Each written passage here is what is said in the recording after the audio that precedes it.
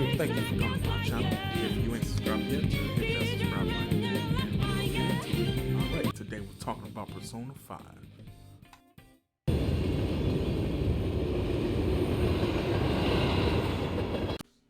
Alright, first of all, we'll talk about the story. The story is actually pretty cool. It's like you're teenagers that figure out this mysterious power, and then you infiltrate this place and figure out that you can steal the hearts of bad people and change their mind. Every time you change their mind, well, change their hearts.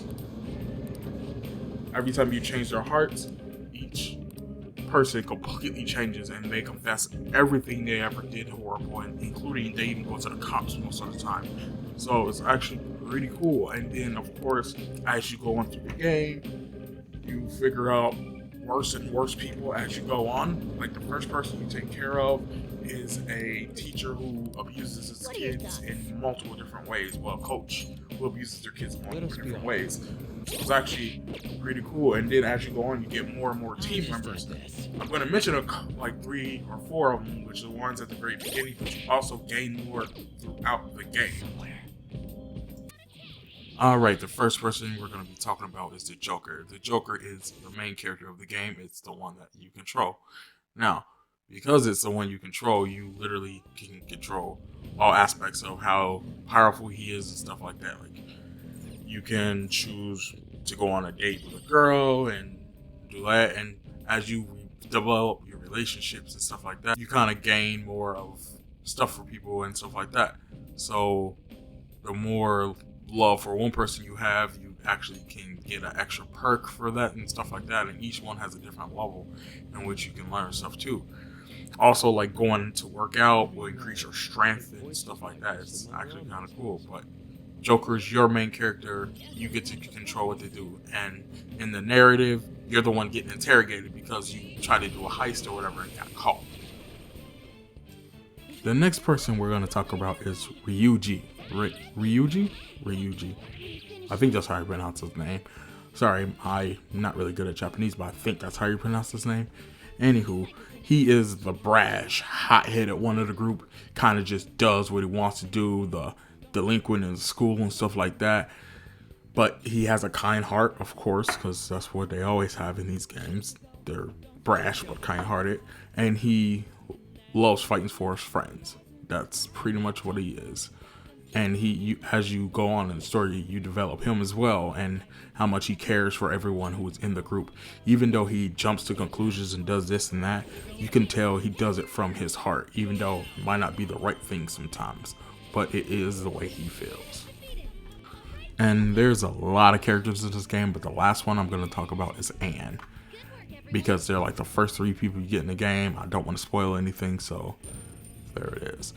Anne is the model of the group. She has contracts and stuff. You can actually go to a couple of them and help her out and stuff like that. And then as you talk to her, you can calm her down and stuff like that when she starts getting frazzled, which is kind of cool. But the thing is, she gets this weird costume that kind of makes her look like a dominatrix. I think that's what it's called, dominatrix. But yeah, it's kind of weird. It's like red, and she looks like a little red cat that's gonna whip you, and that's her weapon too, is a whip. And her little persona is like a girl controlling a man puppet, which is kind of weird, but it's just how it is, I guess. But as she develops, you realize that she's not just a stupid model. She actually is pretty damn smart, and she tries her best at whatever she does. Sometimes she gets a little conflict. Like one of her conflicts is it's this girl who tries to sabotage her a lot while they're doing their shoots and stuff, which is, I guess, I don't know if that happens with models, but it sounds like it would, because sometimes it just seems like that would be how it is. A character that I almost forgot about is Morgana. Morgana is a cat. At least we think it's a cat. At least I'm assuming it's still a cat, I guess. But yeah, you like meet at the beginning and it talks to the characters. I think everybody else just hears it meow, but I'm not exactly sure about that. But it also becomes one of your team members that also fight with you. Its primary things like wind or something like that. But yeah, it also heals your characters a lot, and it does stuff like support while you're in battle too, so it's kind of cool. Also, characters are pretty cool. But overall, the game is pretty good for being my first time actually playing a Persona game. Let alone, I think it's other than like Pokemon, it's my first game actually being anime based, like in the game type deal, other probably than Pokemon, I guess. But it actually is pretty cool, and I would recommend anybody try it. Unless you're just like a Call of Duty first person, you might like it, might not. It just depends on you. But until next time, keep gaming, and I'm out.